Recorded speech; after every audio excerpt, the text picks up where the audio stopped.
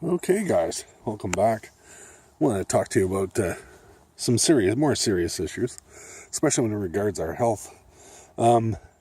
We know that this year, up here in Canada anyway, and parts of the eastern United States, we've been unable to get fresh kale and romaine or anything really, broccoli, cauliflower.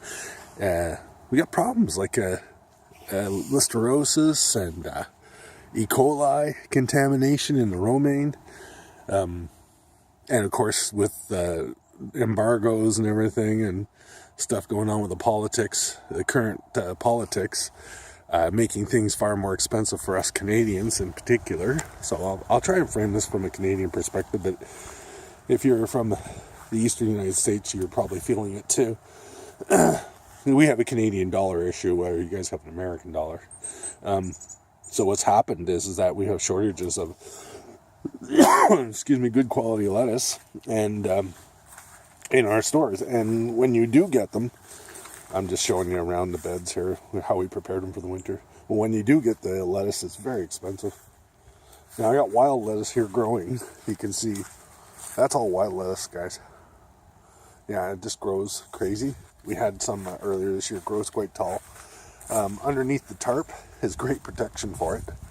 It won't grow very much over the winter, but in the springtime it'll all come up. But of course we're going to plow a lot of it down.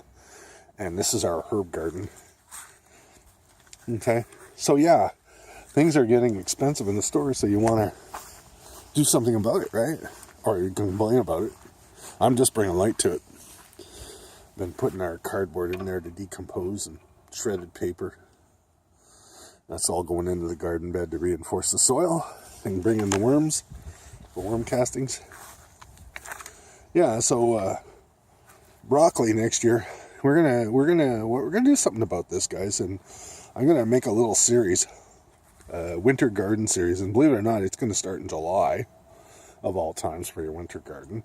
But that's when you really need to start it here in Eastern Ontario anyway, so that you'll actually have lettuce and produce during the winter, because when the winter comes, it's just all slow growth, eh? Like, you don't get much growth. Sometimes you get no growth. There's periods of times where it's just too cold for anything to grow. But a lot of people don't realize that you can do something about this.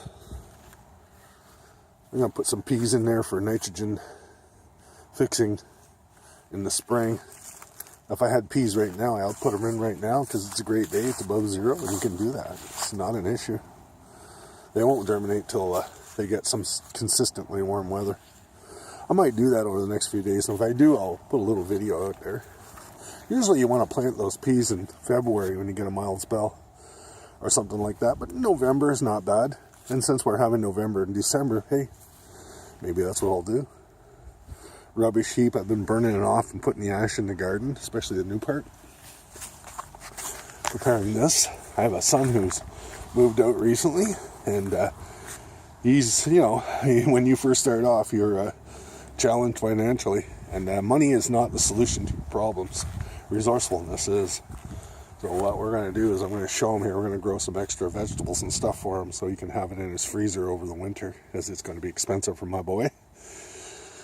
And I'm going to show him some lessons. I'll post some of these videos up on his page so he can see. You know the kids, the way they are. They know everything, right? So, yeah. So you're going to do something about your problems. When you have fresh produce in the winter up here in Canada, it's hard to get a hold of on a good day. But this year, it's just absolutely unreal.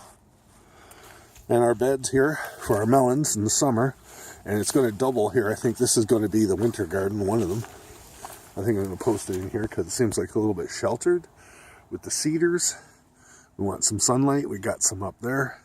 Just enough to keep everything going. And that's all you really need. And maybe I'll put it out here, though. This might be the better place for it. Yeah, this might be it. More exposure to the sun. Yeah, so that's what we're going to be doing. I don't know, we could do that this week, really. Maybe I'll go and head on down to the hardware store and get the materials I need, although I have some stuff lying around right here that might do the job. For the base, anyway. And then the rest is just hoops, and I have the tarp. You've seen that. I got one tarp there, but I've got much more. Yeah, I could do this up. But, you know, time and resourcefulness. So maybe I'll get that started, but it's not going to do anything this year. I mean, microgreens is the only way to go at this point. Too late. You can buy those microgreens, and I'll try to provide some sources of where you can get this, so you can actually grow your own seeds for your own microgreens as well. So we'll show you both. But it's time to do something about your fresh vegetables, guys, that are coming to the store. We're too reliant on the supermarket, too reliant on the system, right? And the system's not perfect. It breaks down. It has issues. It's not a horrible system. It's just reassurance. That's all this is. You can see my fire here.